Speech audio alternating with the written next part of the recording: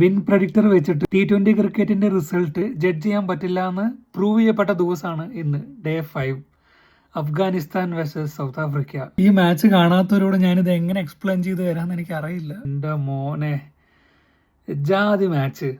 ഈ നടന്ന 5 ദിവസത്തിലെ ഏറ്റവും ബെസ്റ്റ് മാച്ചായിരുന്നു ഇന്ന് രാവിലെ നടന്ന അഫ്ഗാനിസ്ഥാൻ സൗത്ത് ആഫ്രിക്ക മാച്ച്. നമ്മൾ സൗത്ത് ആഫ്രിക്കനാണ് ചോക്കേഴ്സ് എന്ന് പറയുന്നത്, കാരണം പഠിക്കൽ കൊണ്ട് കലമുടക്കുന്ന ഒരു ടീമാണ് സൗത്ത് ആഫ്രിക്ക. ചെറുപ്പം മുതൽ ഞാനത് കേൾക്കുന്നുണ്ട്.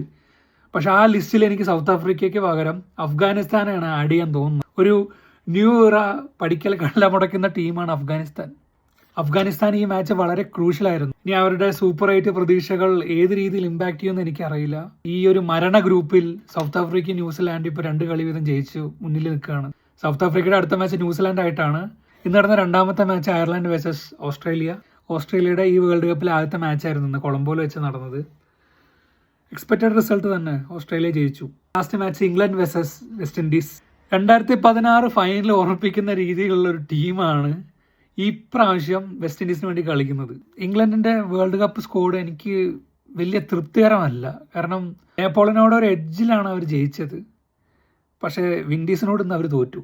നാളെ ഇന്ത്യയുടെ കളിയുണ്ട്, എക്സൈറ്റഡ് ആണ്. എന്തൊക്കെ പറഞ്ഞാലും എൻ്റെ അഫ്ഗാനിസ്ഥാനെ